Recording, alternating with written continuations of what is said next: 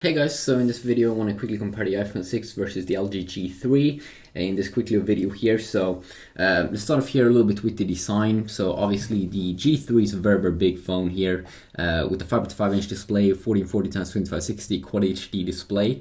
Would probably be a little bit more fair here to compare it against the iPhone 6 Plus, and I definitely might do that in the future. The iPhone has a little bit smaller display here, a 4.7-inch, 720x3034 resolution display, so definitely way lower there in pixel density. The Quad HD display here was really amazing when it first came out, but now more and more phones are gonna get it. And also the LG G3 was a phone that had this like rounded design on the back, which it wobbles a little bit here, and it's way thicker than an iPhone, which definitely is a little bit annoying over here. It also had this like hard plastic, which doesn't feel as bad as Samsung Galaxy S5, but doesn't feel as good here as like an iPhone's back. It personally feels me, but still feel pretty okay. Also had, of course, the buttons here on the back, which was pretty interesting when you hold the phone like this, and you can instantly turn the display on, or you can just double tap here on the screen, which could still be pretty awesome.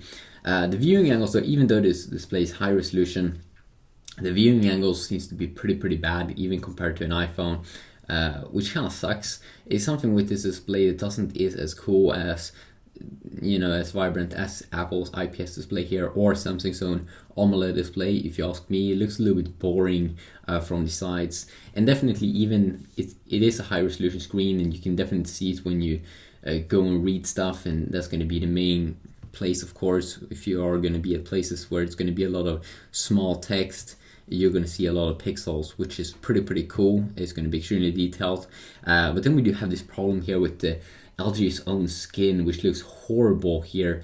You can even see in the dialer, it looks like Android 2.3 or something when it's Android 4.4. I gotta say, it looks horrible. This place is still pretty good though. The multitasking, you can have 9 windows open up, and you can quickly clear all and close all, versus Apple's more simplistic UI here, where you have to swipe and swipe and swipe, and they don't have a button to close everything. It kind of sucks. They should definitely update that. But let's continue on here. So some other things here in specs. You get 16GB here, 16GB of course, but you get 2GB of RAM inside of the G3 versus only 1GB here. A 30 megapixel camera inside of the LG G3, which with a very nice UI here. As you can see, it's very clear, and you can see pictures. This phone came actually with this laser focus on the back, which is this little thing here, which is focusing extremely quick on things, and it's just amazing experience when you take pictures to have this quick focus.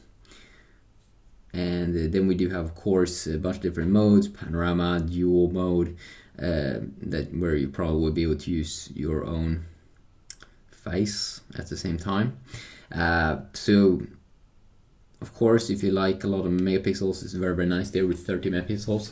You're going to be very disappointed here with Apple's iPhone, which doesn't come with any interesting camera updates. Actually, it's still like a 8 megapixel camera, and also the big updates to the camera, that was only what the iPhone 6 Plus got, from what I've heard. It got it with like a new sensor, but the iPhone 6 here still has like a lot of the old stuff. Something that's good is that they have made a lot of editing pictures and stuff like that. As you can see here, way better with iOS 8, which was quite a nice update for that. You can do some very nice edits after you've been taking pictures, so that's awesome.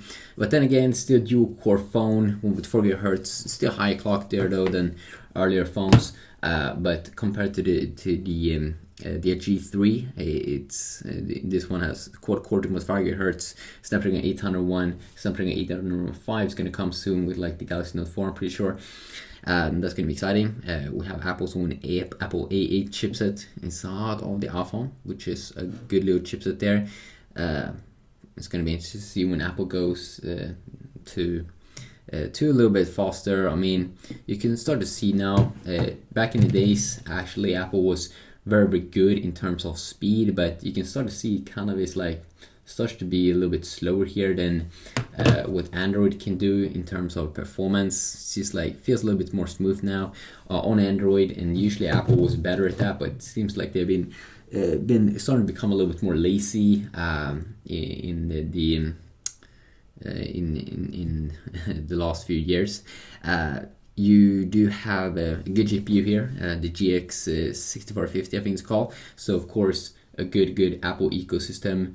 You know that all apps will run amazing on usually on the latest iPhone, which is very, very nice. This one you probably won't have any super big problems though with games either, because they run through third GPU very, very good. You also get a bigger battery life here inside of the G3.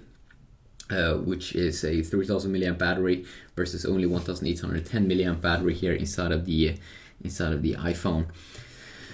And I'm pretty sure we do have some power saving modes inside of the G3 battery saver.